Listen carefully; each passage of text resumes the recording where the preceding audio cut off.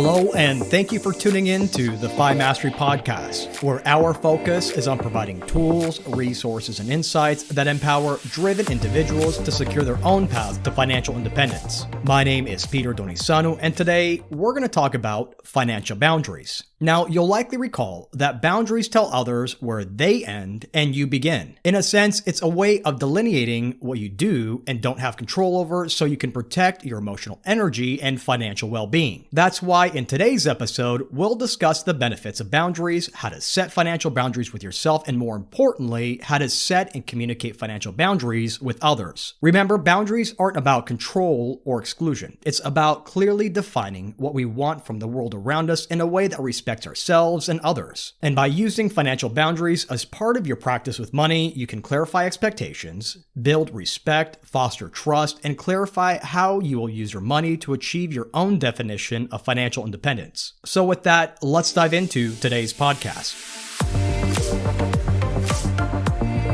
Are you good at setting boundaries? If not, then rest assured that many individuals struggle with setting and enforcing boundaries. And what kind of boundaries are we talking about here? Well, imagine for a moment that a school's playground is situated so close to a highway that you could reach out and touch the passing cars. In fact, there are no fences surrounding the playground and cars zip right by at 80 miles per hour unimpeded. Now, understandably, when it's time for recess, both the teachers and children face an overwhelming amount of stress and anxiety as they head out to play. For the kids, their concern is getting too close to the edge of the highway, so they play in the center of the yard for fear of the vehicles passing by at high speeds. And for the teachers, their anxiety comes from the constant worry about a rogue child leaving the playground and wandering onto the highway, which could ultimately lead to a tragic outcome. It then goes without saying that in this situation, recess is not an enjoyable experience for either the children or the teachers. That's because they spend their free time huddled up in the center of the schoolyard, each vigilant for their own reasons, instead of enjoying the present moment. Now, let's say that the city put up a reinforced concrete wall to separate the highway from the playground. How do you think this outcome would change the recess experience? Now, certainly with a solid fence in place, the children can utilize the entire playground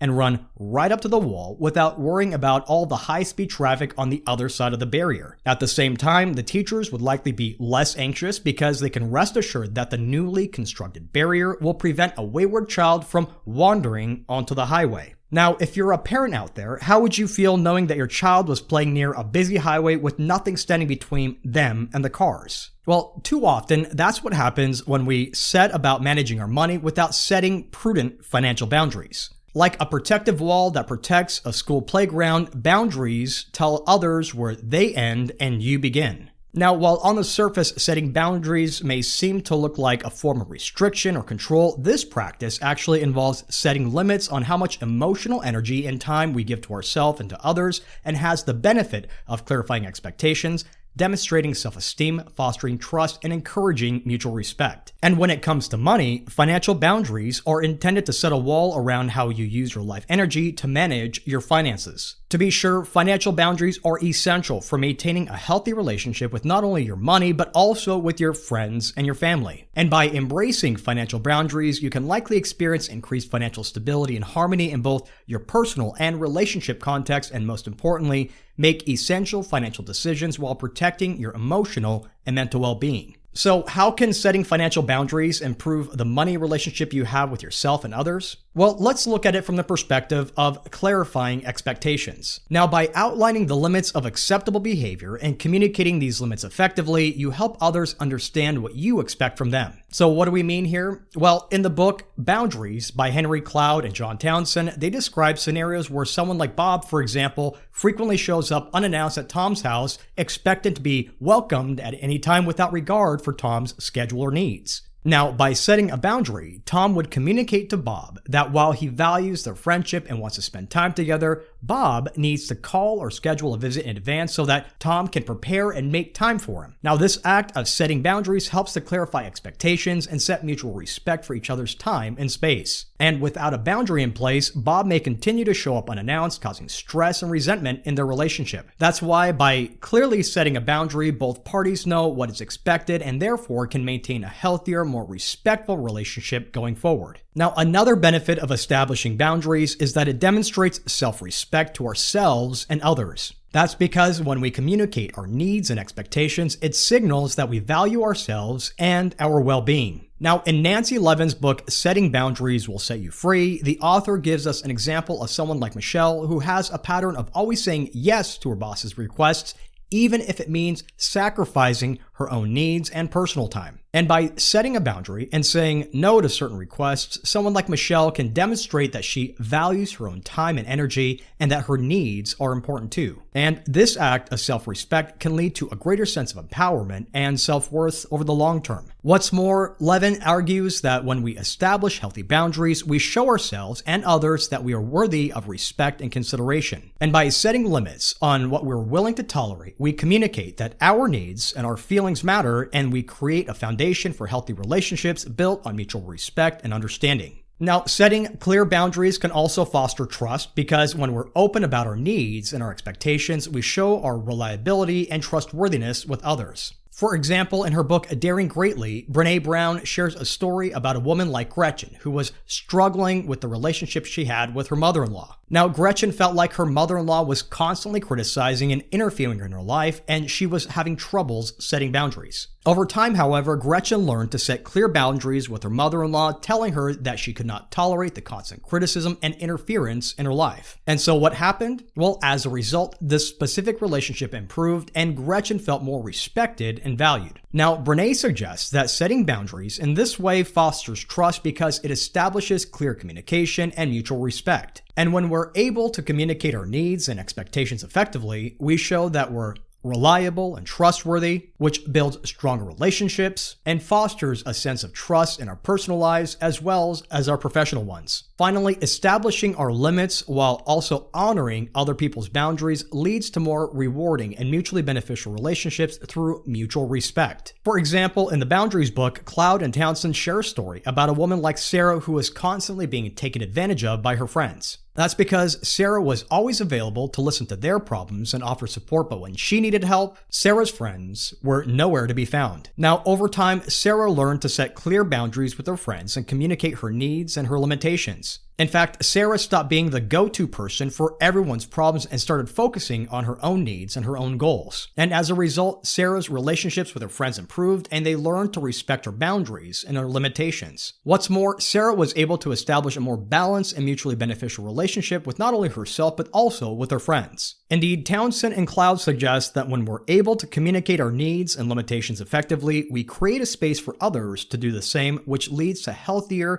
and more balanced relationships for everyone involved. To be sure, setting boundaries is crucial for fostering healthy, fulfilling, and respectful relationships. And by clarifying expectations, showing self-respect, building trust, and fostering mutual respect, we can create a strong foundation for effective communication and, more importantly, financial and emotional well-being. Alright, so now that we have a baseline for what healthy boundaries are, let's look at this approach from the context of how you deal with your own money. Now, while boundaries often tell others where they end and you begin, when it comes to setting financial boundaries, we often need to start by focusing on ourselves. And what does this mean? Well, psychologist Anne Catherine, in her book Boundaries Where You End and I Begin, she explains that setting boundaries with yourself involves recognizing your limits, being aware of your emotional and physical needs, and asserting those needs to maintain a healthy balance in your own life. That's because setting boundaries with yourself can help you avoid burnout, manage stress, and cultivate a sense of self-worth. And without this healthy baseline in place, you can't expect others to support or respect your boundaries when you set them with others. Now, when it comes to financial boundaries, Anne Catherine's insights can be applied in a similar fashion. That's because, based on her book, Anne would likely emphasize the importance of understanding your financial needs and limits, setting clear guidelines for spending, saving, and investing,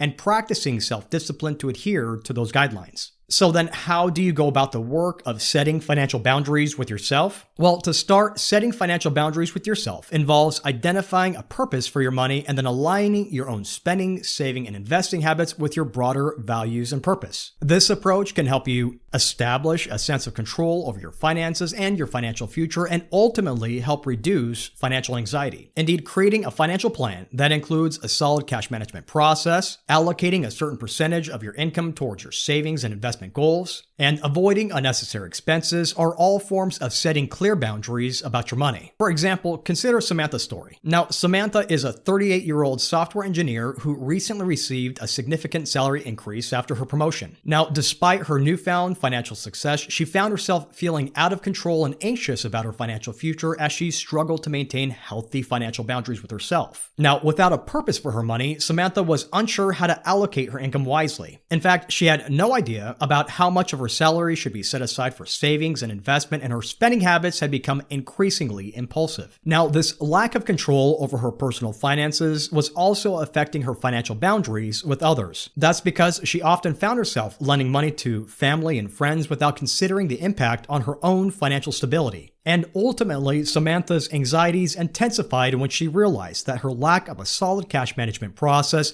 left her with minimal emergency funds, making her vulnerable to unexpected expenses. What's more, her inability to track her spending meant she was often surprised by her credit card bills at the end of each month. So what did Samantha do? Well, to regain control, Samantha put in the work to identify her personal values and what she ultimately wanted to get out of her life, and created a financial plan that would finally give her money purpose. And by doing this work, Samantha was able to establish a monthly budget that included allocating a certain percentage of her income towards her savings and investments, as well as setting limits on discretionary spending. What's more, Samantha started using her cash management process to track her expenses, which helped her avoid unnecessary costs and gain more financial confidence. Now, another way to set financial boundaries with yourself is to become more aware of your propensity to spend impulsively or emotionally. And doing so can help prevent purchases outside your budget or those that are not aligned with your values or the purpose that you've defined for your money. Remember, a boundary is a decision about how and where you give your emotional energy. And so, from this perspective, Barry Tesler, the author of The Art of Money, emphasizes the importance of establishing emotional boundaries as a tool for overcoming emotional spending.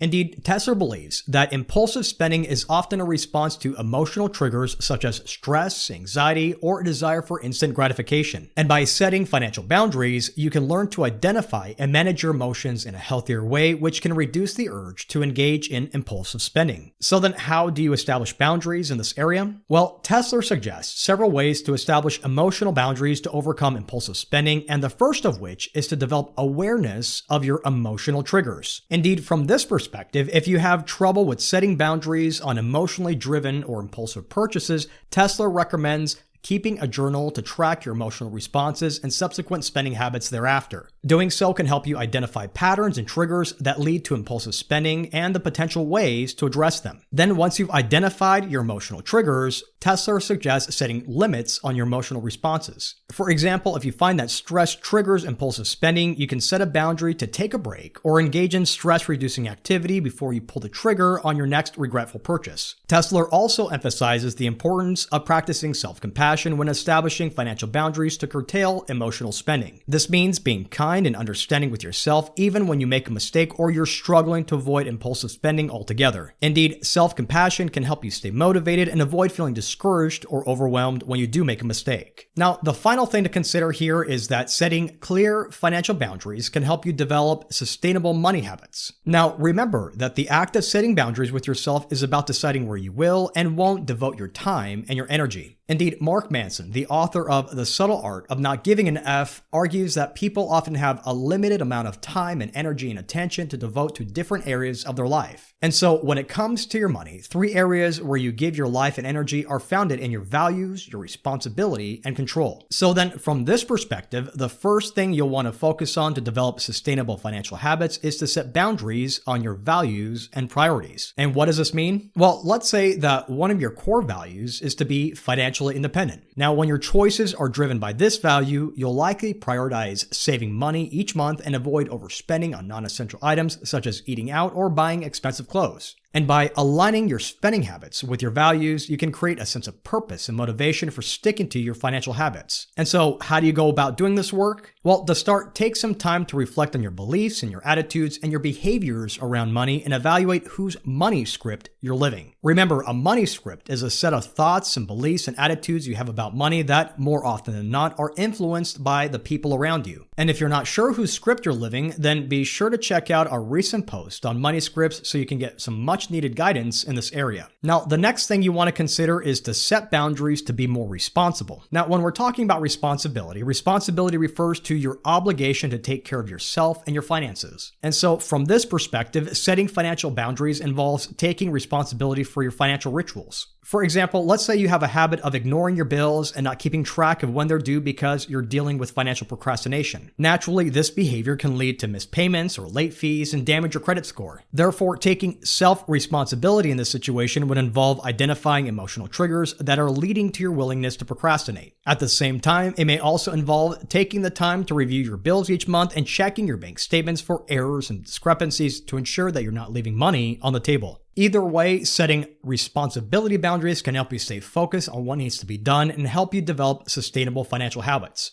And one of the last things that you want to consider when it comes to boundaries is being able to set boundaries around what you do and don't have control over. Remember, you can't always control where the markets are headed, but you can control your investment strategy. You can't always control when you or a loved one will pass away, but you can control how you'll prepare for just such an event. And you can't control whether you'll lose your job, but you can be prepared if it happens. Indeed, Franklin Covey, in his book 7 Habits of Highly Effective People, suggests that if you want to use your life energy wisely, you'll need to have a clear understanding of what you can and can't control. Now, Covey refers to this as the circle of influence. And what is the circle of influence? Well, according to Franklin Covey, there are 3 areas of the circle of influence. First, there's the circle of concern, and this includes all those things that an individual is concerned about but has little or no control over, such as the weather, political events, or other people's behavior. Then we have the circle of influence, and includes things like an individual's impact, including their own behavior, their thoughts and emotions, as well as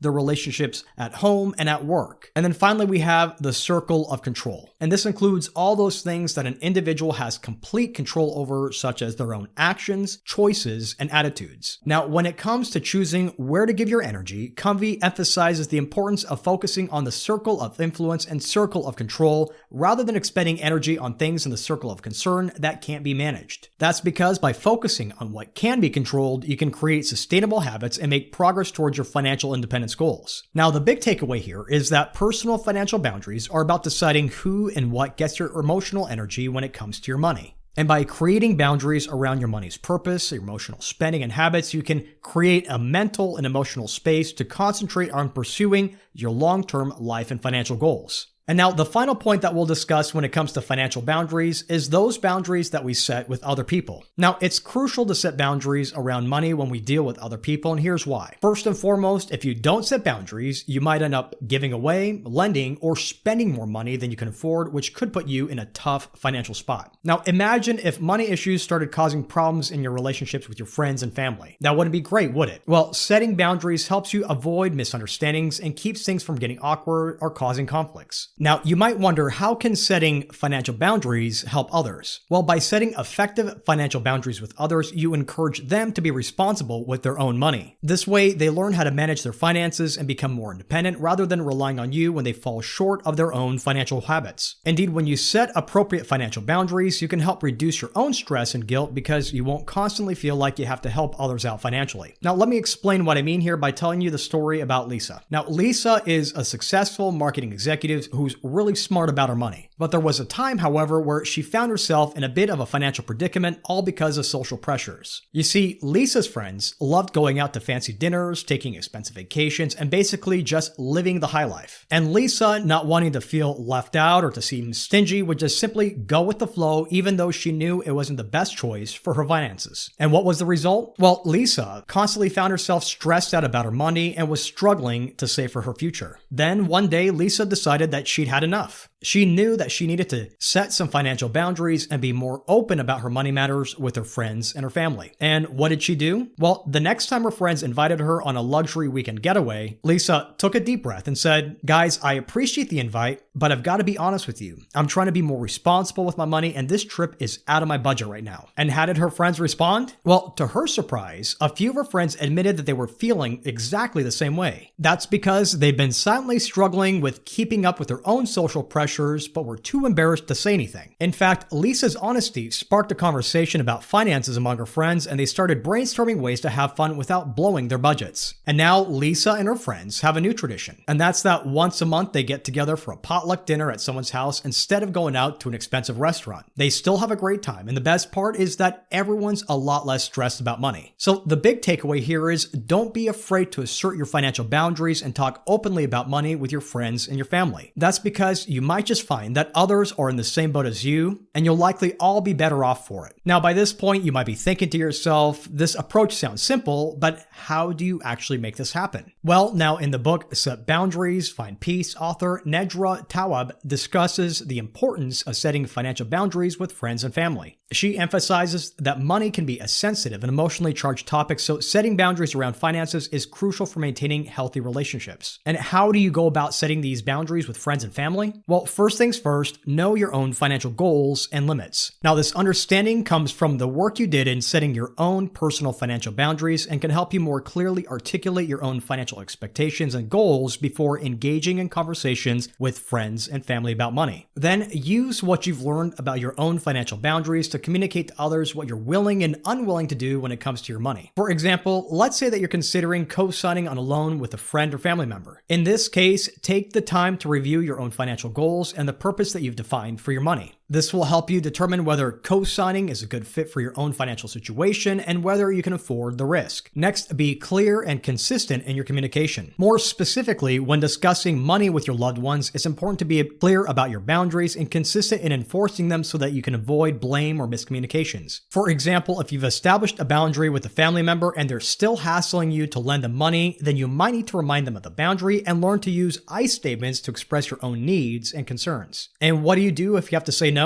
Well, truth be told, setting financial boundaries often involves saying no to requests for money and financial assistance. But remember that saying no is not a rejection of your loved ones, but rather a way to prioritize your own financial well-being. For example, if a friend asks to borrow money and you're not comfortable with the request, then say no in a firm but respectful manner. In this instance, you can explain that you're not in a position to provide financial support, but you're happy to help in other ways if possible. Also, if you're unwilling to say no outright, try thinking through some other alternatives, such as helping your loved ones find resources or financial support or offering to provide non-financial assistance. For example, if a family member asks for a loan that you're not comfortable providing, you can offer to help them find other resources of financial support, like connecting them with a local financial resource center or recommending specific job opportunities. On the other hand, you can provide non-financial assistance like helping them move or offering emotional support when they need it. And finally, when it comes to setting financial boundaries with others, be sure to take care of your own emotional well-being. To be sure, setting financial boundaries can be emotionally challenging, so prioritizing your own well-being throughout this process is essential. And what does this look like? Well, taking care of your emotional well-being might involve seeking support from a professional,